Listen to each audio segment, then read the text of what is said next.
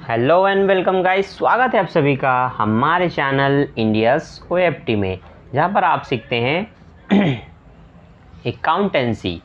चाहे फिर आप कक्षा 11वीं में हो, चाहे कक्षा 12वीं में हो, चाहे आप बीकॉम फर्स्ट ईयर में हो, या आपने पहली बार कॉलेज में कॉमर्स लिया है, मतलब बीकॉम लिया है, तो दोनों ही प्रकार के छात्र जो प्रॉपर शुरू से पढ़ रहे हैं या जो अभी कन्वर्ट हुए हैं आर्ट्स मैथ से, किसी भी आर्ट्स नहीं, मैथ से साइंस से, और वो चाहते हैं कि कॉमर्स को बेसिक से शुरू से समझें, तो आपके लिए ये वीडियो बहुत इंपॉर्टेंट है। क्योंकि हमें क्या सीखना होता है, सामान्यतः हमें सीखना होता है जनरल एंट्री, चाहे आप कक्षा 11वीं में रहें, चाहे कक्षा 12वीं में, चाहे आप बीकॉम फर्स्ट ईयर में आए। तो आज का टॉपिक है जनरल एंट्री, जो कि किस पर होगा, जीएसटी पर बेस होगा। ठीक है, तो आज हमें पंजी पुष्टि करना है, ये हमारा टॉपिक है, लेकिन किस पर करना है, जीएसटी पर। तो किन किन मदों पर जीएसटी लगाई जाती है आज हम सीखेंगे। अब जीएसटी होता क्या है, इसके लिए आपको इसको बहुत डिटेल से पढ़ना होगा। ठीक है, तो वीडियो को स्टार्ट करते बिना किसी देरी के सबसे पहले आपको समझाना चाहूँगा, खरीदे गए माल पर जीएसटी लगाया जाता है। ठीक है, बेचे गए माल पर भी जीएसटी लगाया जाता है। तो देश में जितनी भी सेवा और वस्तुएं एक वर्ष में उत्पादित होती है, उस पर जीएसटी लगाया जाता है। सामान्य एंट्री, जनरल एंट्री के मैंने वीडियो अपलोड कर दिए हैं, जिसको हो सकता है आपने एक बार देखा होगा, आप एक बार और डिटेल से देख सकते हैं। अभी इसी की सीरीज़ आगे चल रही है। इससे पहले मैंने एक नॉर्मल वीडियो बनाया था जिसमें जनरल एंट्री के नॉर्मल प्रश्न हमने समझा था। आज हमें जीएसटी का समझना है। ठीक है, तो हम समझेंगे जीएसटी को। ठीक है, ध्यान से देखिएगा, आपके लिए बहुत इम्पोर्टेंट है जीएसटी। जीएसटी के 3 खंड हम कर सकते हैं। ठीक है, पहला, जो राज्य के अंदर हो उसको स्टेट बोलते हैं, तो उसको बोलना है एसजीएसटी। और जो राज्य से बाहर हो उसको केंद्र कह सकते हैं, केंद्रीय, उसको बोलते हैं सीजीएसटी। ठीक, और एक होता है अंतर्राष्ट्रीय, जिसको आप बोलेंगे आईजीएसटी। आईजीएसटी। अब एसजीएसटी और सीजीएसटी का योग होता है आईजीएसटी, ये आपको पता होना चाहिए। तो कहने का तात्पर्य यह है कि अगर मैं बताऊं कि आईजीएसटी लगाना है 12%, तो समझ जाइए 6% उसमें एसजीएसटी लगेगा और 6% सीजीएसटी लगेगा। तो दोनों ही प्रकार के जीएसटीओ का योग, इनमें जो दरें लगेंगी उनका जो टोटल दर होगा वो लगेगा आईजीएसटी पर। ठीक है, तो अगर हम ये समझें कि किसी सामान पर 2% का सीजीएसटी लग रहा है, 2% का एसजीएसटी लग रहा है, तो आपसे अगर कोई पूछे, तो जैसे आपसे कोई पूछ रहा है कि आईजीएसटी कितना होगा, तो आपको बताना है आईजीएसटी 4% होगा। ठीक है, अब जब भी आप अपने व्यापार के लिए कुछ भी खरीदेंगे, जैसे कि सबसे पहले आपने गुड्स खरीदा, ठीक है, आपने माल खरीदा, तो आपको प्रविष्टि ये करना होता है खरीदने पर, क्रय खाता विकलन, नगद खरीदे हैं तो रोकड़ खाते से, नहीं तो किसी का नाम लिखना है। ठीक है, जो भी आपका लेनदार होगा, जिससे भी आपने खरीदा। ठीक है, तो क्रय पर यही 2 प्रविष्टि होती है, नगद है तो रोकड़ से, उधार है तो उसका नाम से, रमेश या सुरेश से, जिससे भी खरीदा। ठीक, अब यहाँ पर जीएसटी आ चुका है। क्या आ चुका है, जीएसटी। तो करना क्या है, जब आप खरीदेंगे तो आपको जीएसटी भी खरीदना पड़ेगा। मान लेते हैं आपने 1 लाख का सामान खरीदा, लेकिन उस पर लगाना है 6% जीएसटी, जो कि आई है। तो समझ लीजिए इसमें 3% सी और एस जुड़ा हुआ है। तो 1 लाख का 3% अगर आपको निकालना होगा, ठीक है, 1 लाख का आपको 3% निकालना होगा, तो आप क्या करेंगे, 2 जीरो से 2 जीरो कैंसिल करेंगे, 3000 रुपये जीएसटी निकलेगा। तब इसकी पंजी पुष्टि कुछ यूँ हो जाएगी,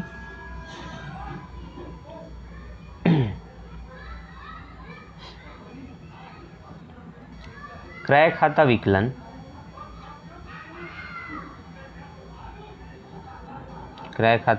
विकलन खरीदते हैं तो जीएसटी के साथ खरीदेंगे, तो जब जीएसटी आता है तो उसको इनपुट कहते हैं। क्या कहते हैं, इनपुट। आंतरिक जीएसटी, एक होता है बाह्य जीएसटी। तो आंतरिक सीजीएसटी विकलन, ठीक है, आंतरिक सीजीएसटी खाता विकलन, आंतरिक आईजीएसटी खाता एसजीएसटी खाता विकलन,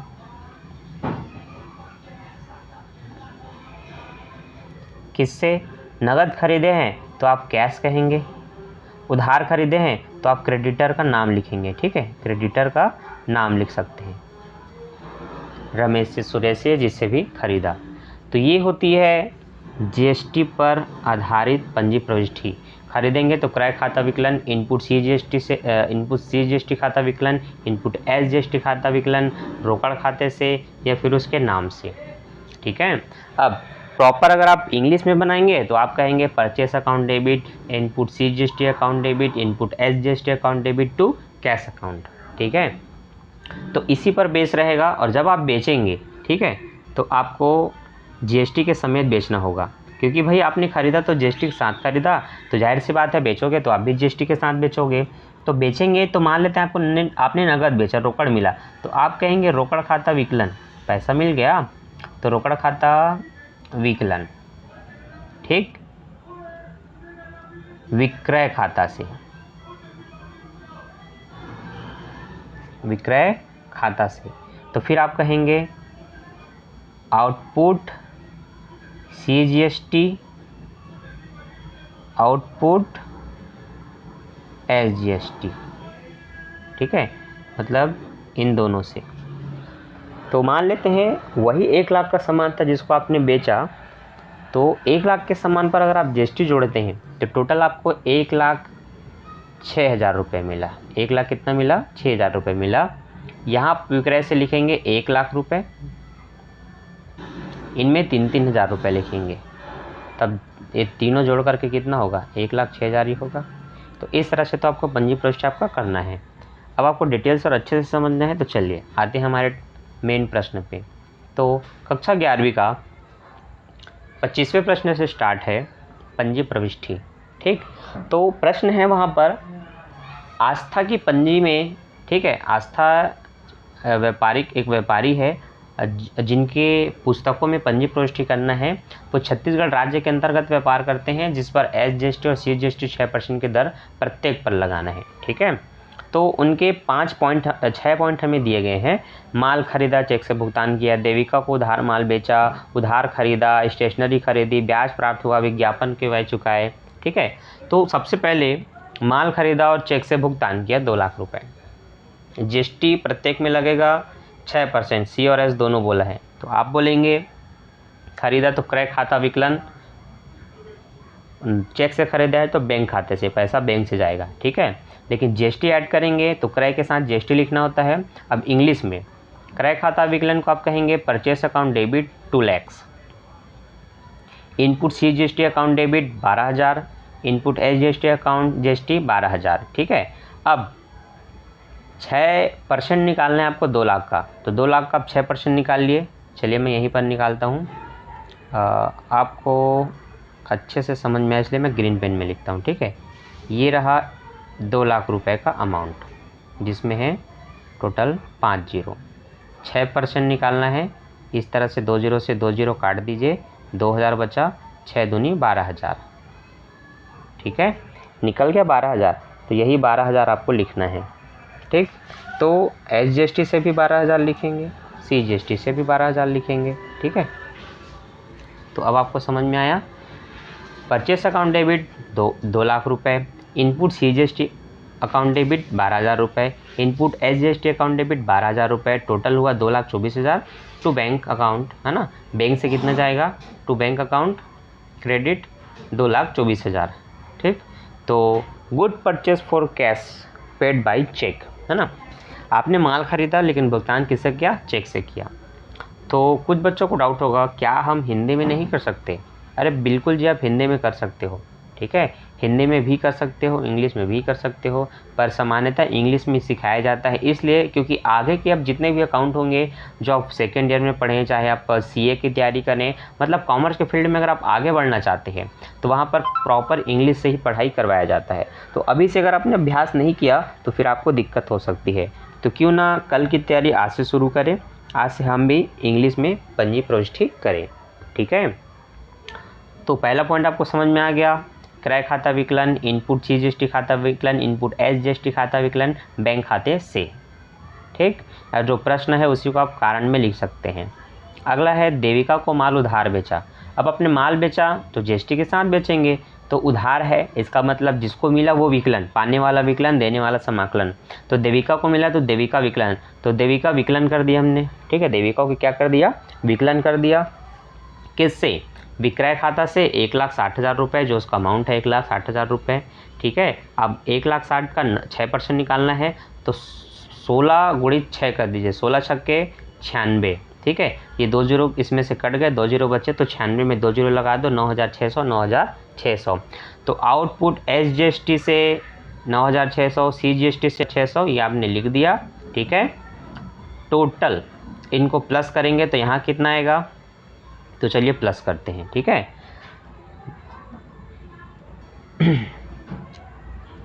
9,600, 9,600, ये हुआ आपका 6 6 12, हासिल आई 1, 9 9 18 और 1 19, है ना, 19,200 रुपये। और यहाँ पर है 1,60,000 रुपये। ठीक, तो 2 जीरो 9 7 और ये 1,08,000 कम 80,200, है ना, जिसको आप कहेंगे 1,79,200।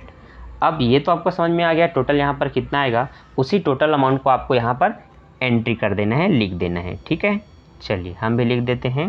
तो ये विकलन कितने से होगा, 1,79,200।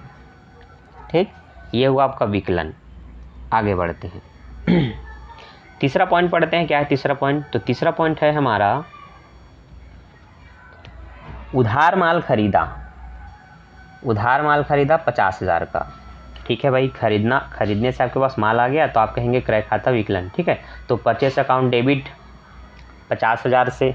ठीक है, तो आपने GST के साथ खरीदा, क्योंकि भाई माल खरीदोगे GST तो लगेगा प्रत्येक में 6%। तो आप कहेंगे इनपुट, जब भी खरीदेंगे इनपुट और बेचेंगे तो आउटपुट, है ना। तो खरीदा तो इनपुट CGST खाता विकलन 3,000 रुपये, इनपुट SGST खाता विकलन 3,000 रुपये। टोटल किससे खरीदा नहीं पता, तो क्रेडिटर या सस्पेंस हम तब इस्तेमाल करते हैं जब हमें किसी के बारे में ना पता हो, एक पक्ष के बारे में ना पता हो, तो आप उद्धृत खाता, उच्चन खाता या इंग्लिश में सस्पेंस अकाउंट का उपयोग करते हैं। तो क्रेडिटर आप कह सकते हैं टू क्रेडिटर से 56,000 रुपये। ठीक है, अभी 3 कैसे निकला, तो 5 का गुणा कर दीजिए 6 से, तो 6 पंचे 30 होगा, ये 2 जीरो काट देंगे, 2 जीरो लिखा जाएगा 30 में, तो 3,000 ही होते हैं। तो आप कहेंगे क्रय खाता विकलन purchase account debit 50,000, input CGST account 3,000, input SGST account debit 3,000 रुपये। टोटल क्रेडिटर से या लेनदार के खाते से 56,000 रुपये। ठीक है, परचेस गुड फॉर क्रेडिटर, है ना, उधार माल खरीदा लेनदार से। अगला है स्टेशनरी नकद खरीदी 4,000 रुपये का। स्टेशनरी खाता विकलन, संपत्ति में जो भी खरीदे उसको उसके नाम से विकलन करते हैं। तो स्टेशनरी अकाउंट डेबिट 4,000 रुपये, उस पर भी GST लगेगा, इनपुट लिखना है आपको। तो 6 चौक 24, 2 जीरो कटेगा, एक ही जीरो लिखना है, तो 24 के बगल में 1 जीरो लिखे। तो ये हुआ आपका स्टेशनरी अकाउंट डेबिट 4,000 रुपये, इनपुट CGST से 240, इनपुट SGST से 240। टोटल रोकड़ से खरीदा, है ना, नगद बोला है, तो टू कैश अकाउंट 4,480 रुपये। ठीक है, 4,480। आगे ब्याज के प्राप्त हुए, ब्याज के रूप में या कमीशन के रूप में या किराए के रूप में, जो भी आपको मिला मतलब पैसा मिला। ठीक है, तो आप कहेंगे रोकड़ खाता विकलन, इंग्लिश में बोलेंगे कैश अकाउंट डेबिट। इसमें GST ऐड हुआ है। ठीक है, तो टोटल लिखा है 5,600। लेकिन अगर आप अभी राशि ना लिखें तो देखिए, रोकड़ खाता विकलन, है ना, कैश अकाउंट डेबिट नहीं पता कितना, किससे पैसा मिला, ब्याज से, तो टू इंटरेस्ट 5,000 रुपये। ठीक है, उस पर GST जोड़ दो, तो आउटपुट 6 का गुणा 5 से कहते 6 पंचे 30, 2 जीरो कटा 1 जीरो लिखा जाएगा, तो 30 में 1 जीरो 300 हुआ। तो हमने कहा टू आउटपुट CGST से 300, टू आउटपुट SGST से 300, टोटल हो गया 5,600 रुपये कैश में मिला, है ना। तो हमें नगद इतना मिला, तो हमने कहा कैश अकाउंट डेबिट 5,600, जिसमें से इंटरेस्ट से 5,000 है और GST से 300 रुपये है। ठीक है, आप कहेंगे रिसीव इंटरेस्ट। अब जो हमारा लास्ट टॉपिक है छठवां, विज्ञापन व्यय चेक के द्वारा दिया। ठीक है, विज्ञापन व्यय का भुगतान हुआ है आपके द्वारा। तो जब भी विज्ञापन व्यय का भुगतान होगा चलिए अभी इसको बड़ा कर लेते हैं। ये मैंने आपके लिए पहले से इसको तैयार रखा है।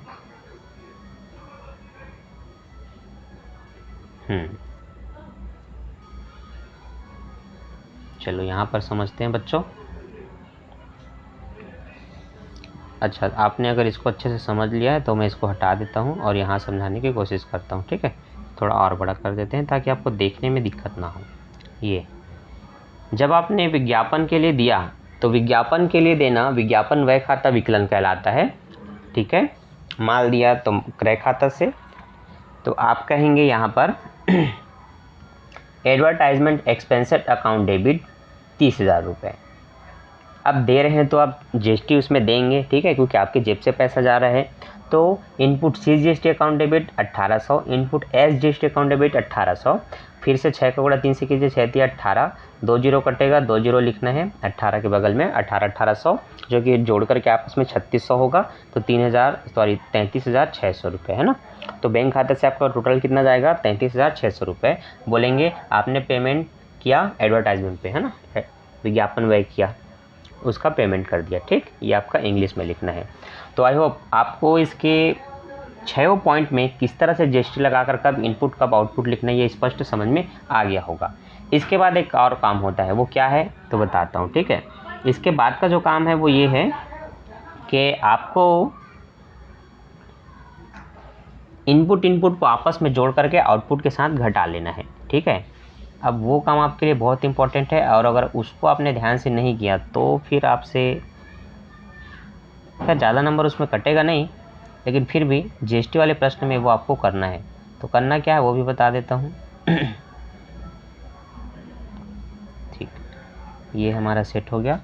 देखिए करना ये है चेक करना है कि विकलन में इनपुट जीएसटी कितने हैं और विकलन समाकलन में ही इनपुट जीएसटी कितने हैं।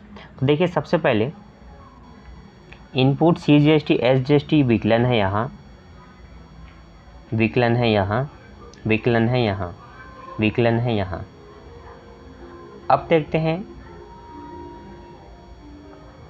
यही समाकलन में कहाँ लिखा है इनपुट, तो समाकलन में तो फिलहाल कहीं नहीं लिखा है। ठीक है, तो हम क्या करते हैं विकलन में इनपुट जितना होता है और वो समाकलन में जितने होते हैं उनको आपस में घटा देते हैं। ठीक है, वैसे ही आउटपुट को आप ढूंढेंगे, आउटपुट यहाँ समाकलन है, आउटपुट यहाँ पर समाकलन है, यहाँ भी समाकलन है। ठीक है, तो जब अगर एक जगह विकलन एक जगह समाकलन मिले तो इनको भी आपस में घटाया जाता है। घटाने के बाद जो आता है उसकी जीएसटी की प्रविष्टि अलग से की जाती है। ठीक है, तो अगर आपने उसको नहीं देखा तो इससे पहले की वीडियो में मैंने आपको उसको समझाया था, एग्जाम्पल वाला जब हमने समझा था कक्षा 11वीं का, तो वहाँ पर मैंने आपको अच्छे से समझाया था। ठीक है, तो अगर आपने वो वीडियो नहीं देखा देख लीजिए, डिस्क्रिप्शन में लिंक दे देता हूँ, फिर आपको ये और अच्छे से समझ में आएगा। आगे बढ़ते हैं आगे के प्रश्न में। तो अगला प्रश्न है हमारा प्रश्न नंबर 28, जहाँ पर निम्नलिखित व्यवहारों को राजेंद्र एंड सन्स रायपुर की पुस्तकों में पंजीपुष्टि करना है। प्रश्न है नगद से व्यवसाय आरंभ किया 50,000 रुपये। व्यवसाय आरंभ होता है तो आप बोलते हैं रोकड़ खाता विकलन पूंजी खाता से, इंग्लिश में कहेंगे cash account debit to capital account. ठीक है, अब ये तो आपको स्पष्ट रूप से दिख रहा होगा। ठीक है, जो मैं यहाँ लिखा हूँ, तो हमने कहा कैश अकाउंट डेबिट 50,000 रुपये टू कैपिटल अकाउंट 50,000 रुपये। ठीक है, अगला जो प्रश्न है हमारा बैंक में जमा किया। अच्छा, कारण बता देता हूँ, कारण वही है स्टार्टेड बिजनेस विद कैश, तो स्टार्टेड बिजनेस विद कैश उसी को लिख देना है। बैंक में जमा करेंगे तो इसकी काउंटर प्रविष्टि होती है, लेकिन अभी सिर्फ एक ही प्रविष्टि होगा, बैंक खाता विकलन, पैसा बैंक में गया रोकड़ खाते से, तो bank account debit to cash account. ठीक है, कारण जो दिया है उसी को आप लिख सकते हैं, चेक फ्रॉम सेविंग, है ना, या कैश डिपॉजिट। राम से नगद प्राप्त हुए, राम से नगद प्राप्त हुआ मतलब रोकड़ मिला, तो रोकड़ खाता विकलन राम से, आप बोलेंगे cash account debit to Ram. ठीक है, रिसीव कैश फ्रॉम राम। आगे नगद माल खरीदा तो क्रय खाता विकलन रोकड़ खाता से, तो हमने कहा purchase account debit to cash, लेकिन जीएसटी लगाना है क्योंकि प्रश्न में बोला है माना कि राज्य के अंतर्गत क्रय विक्रय पर सी जीएसटी CGST और SGST की प्रत्येक दर 6% है। क्रय विक्रय पर बोला है ना, तो फिर व्यापार आरंभ किया, बैंक में जमा किया, किसी से मिला, किसी को दिया, उसमें नहीं रहेगा। सिर्फ जहाँ से खरीदा, जिससे खरीदा, तब आपको GST लगाना है। तो जो मैंने आपको फर्स्ट में बताया था कि GST के 2 पहलू होते हैं, ठीक है। एक तो समस्त पे लगेगा, जो मैंने बताया था, अगर बोला है संपूर्ण में है तो GST संपूर्ण में लगेगा, नहीं तो सिर्फ क्रय विक्रय पर लगता है। वो अभी आ गया आपके सामने, ठीक है। तो इससे पहले वाले प्रश्न में सब में GST लगा था, लेकिन यहाँ पर सब में नहीं लगा है, ठीक है। तो अगला हाँ, खरीदा तो क्रय खाता विकलन 15,000 रुपये, जो कि है यहाँ पर 15,000 रुपये, है ना। GST लगाएंगे 6%, तो 15 छक्के 90, मतलब 900 रुपये। तो इनपुट CGST अकाउंट डेबिट 900 रुपये, इनपुट SGST अकाउंट डेबिट 900 रुपये, टोटल 9,900 होगा, मतलब 16,800 रुपये। तो हम कहेंगे टू कैश से, है ना, रोकड़ खाते से 16,800 रुपये। आगे, हरी को माल बेचा तो GST के साथ बेच देंगे आप, है ना। तो हरी को बेचा तो हरी विकलन विक्रय खाता से, इन आउटपुट CGST, आउटपुट SGST, है ना। तो देखो हमने कहा हरी विकलन, है ना, हरी खाता विकलन कर दिया हमने।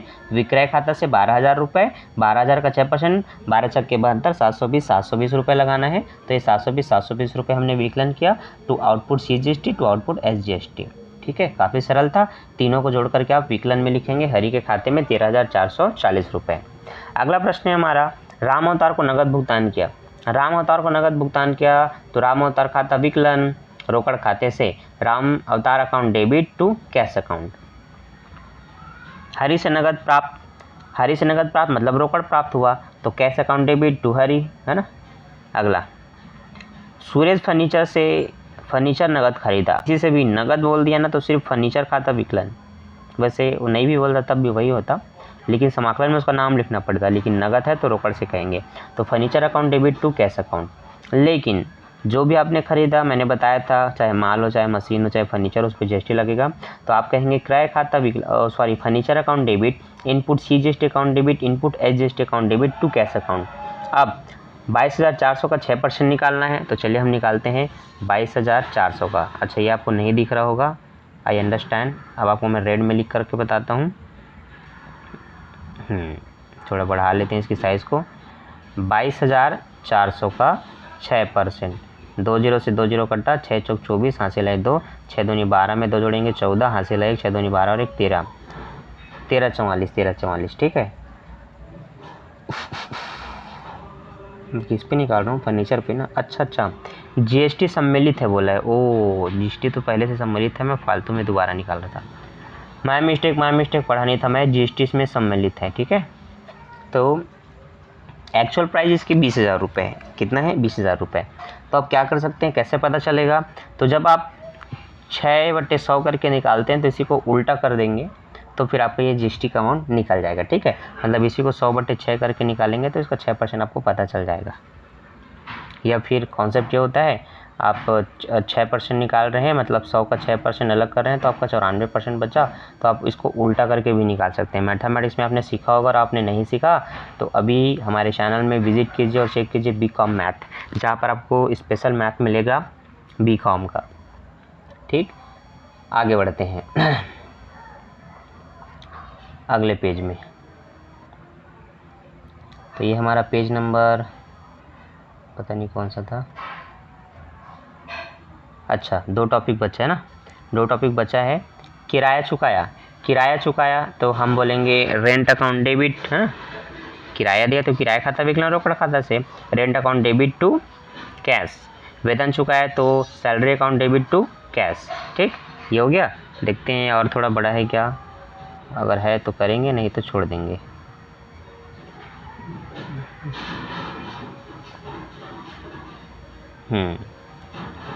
तो कुछ आंसर यहाँ है, कुछ आंसर वहाँ है। अच्छा, उसी को शायद मैंने कट कर लिया था, ठीक है। 20 तक ही है हमारे पास। चलिए आगे समझते हैं।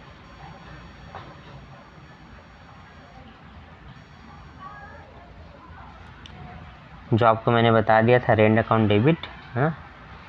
अच्छा, यहाँ पर GST लगाया गया है क्योंकि व्यापार व्यापार के संबंधित आपने जो भी माल्य संपत्ति खरीदा और जो किराया दिया जा रहा है वो हो सकता है आपके कारखाने में जो आप जिस भवन में है या जिस कारखाने में वो किराए पर है, तो आपको चूँकि भवन पर भी टैक्स देना पड़ता है, ज़मीन पर भी टैक्स देना पड़ता है, तो आप सरकार उसमें भी जीएसटी लगाती है, तो किराया और रेंट में भी जीएसटी लगेगा। ठीक है, वेतन में नहीं लगेगा, वेतन तो आप पर्सनल किसी को देते हैं, लेकिन रेंट पर आप लगाएंगे क्योंकि वो आपके भवन का है।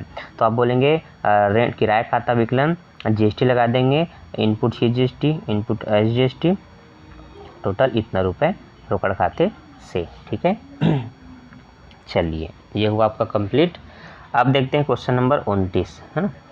क्वेश्चन नंबर 29 है, अच्छा यहाँ पर नीचे बोला है प्रांत के अंदर क्रय विक्रय पर 6% की प्रत्येक दर पर 6%, प्रांत के बाहर विक्रय पर 12% लगाना है। ठीक है, तो कहने का मतलब ये है राज्य के अंदर अगर किए गए तो 6% लगाना है, राज्य के बाहर किए गए तो टोटल 12% लगाना है। ठीक है, चलिए तो मैं इसको थोड़ा बड़ा कर लेता हूँ ताकि आपको भी समझने में थोड़ा सुविधा हो।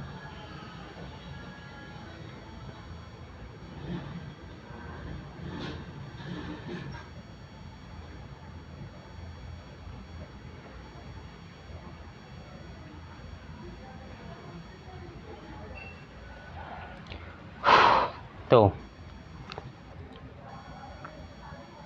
चंदन ने नगद लगाकर व्यवसाय आरंभ किया, तो सबसे पहले क्या होगा, अभी आपने थोड़ा देर पहले पढ़ा था, आप कहेंगे वहाँ पर cash account debit to capital account, है ना, रोकड़ खाता विकलन पूंजी खाता से, है ना। बैंक में बचत खाता खोला या बैंक में जमा किया एक ही बात है, तो बैंक खाता विकलन रोकड़ खाता से, bank account debit to cash account. ठीक है, राहुल से नगद माल खरीदा, तो क्रय खाता विकलन, इनपुट सीजीएसटी खाता विकलन, इनपुट एसजीएसटी खाता विकलन। राहुल नगद खरीदा तो रोकड़ खाता से बोलेंगे, है ना। अब यहाँ पर जीएसटी लगाना होता है, तो देखते हैं इसका आंसर यहाँ दिया है क्या, नहीं दिया है ना, इसका आंसर यहाँ दिया है बगल में, तो चलिए अब उसको हम बड़ा कर लेते हैं।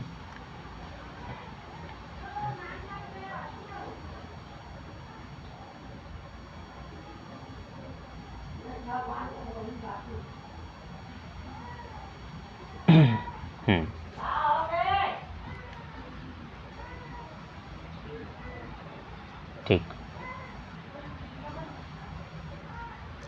तो ध्यान से देखिए, राहुल से माल खरीदा तो क्रय खाता विकलन 20,000 रुपये, इस पर हमने 6% लगाया तो 1200 निकलेगा, 6 दूनी 1200 रुपये, टोटल हमने लिखा 22,400 रुपये। इसके बाद है कार्यालय उपयोग के लिए बैंक से निकाला, कार्यालय उपयोग के लिए जब में निकालेंगे तो पैसा मिला तो रोकड़ खाता विकलन बैंक खाते से, तो देखिए रोकड़ खाता विकलन लिखा है बैंक खाते से, यहाँ पर कोई जीएसटी नहीं, जीएसटी लगेगा शायद नीचे में, यहाँ भी नहीं। देखते हैं पहले बोला क्या है, कृष्णा को माल बेचा तब लगेगा, कृष्णा को माल बेचा तो कृष्णा विकलन, है ना, लेकिन अभी पैसा छोड़ दीजिए क्योंकि जीएसटी के साथ होगा। यहाँ आगे समझते हैं, उसको बेचा वो विकलन विक्रय खाते से, मतलब टू सेल्स अकाउंट, है ना, to sale, to output CGST, to output SGST. अब 10,000 का 6%, 600 रुपये निकलेगा तो टोटल 1200 हुआ, तो हमने लिखा विकलन 11,200 रुपये। ठीक, आगे श्याम को माल बेचा जो कि है मध्य प्रदेश का, और ये कहाँ का है, दुर्ग का है, दुर्ग कहाँ आता है, छत्तीसगढ़ में आता है सीजी, लेकिन अभी सीजी से बाहर हो गया तो इस पर सीधा 12% निकालेंगे। इसे खरीदा श्याम से ना, तो हम बोलेंगे क्रय खाता विकलन, डायरेक्ट एक बार में इनपुट आईजीएसटी लगेगा जो कि 12% लगेगा, तो 12 तिया 36, है ना, 3,600 रुपये ये लिख दिया गया, टोटल श्याम से 33,600 रुपये। आगे बढ़ते हैं, नगद विक्रय किया गया, नगद विक्रय करने से पैसा मिलता है तो हम बोलेंगे रोकड़ खाता विकलन, तो हमने कहा कैश अकाउंट डेबिट 6,720 रुपये, लेकिन इसमें जीएसटी ऐड है, तो देखिए आपको विक्रय से बताना है कि सिर्फ 6,000 रुपये का विक्रय हुआ है, जिस पे जीएसटी लगाना है 6%, तो 6 6 36 360 रुपये, तो output CGST 360, output SGST 360, total जोड़ने के बाद हुआ 6,700 रुपये, 6,720 रुपये रोकड़ खाता से, रोकड़ खाता विकलन। ठीक है, तो इस तरह से आपकी पंजी प्रविष्टि हुई, cash account debit to sale, to output CGST, to output SGST.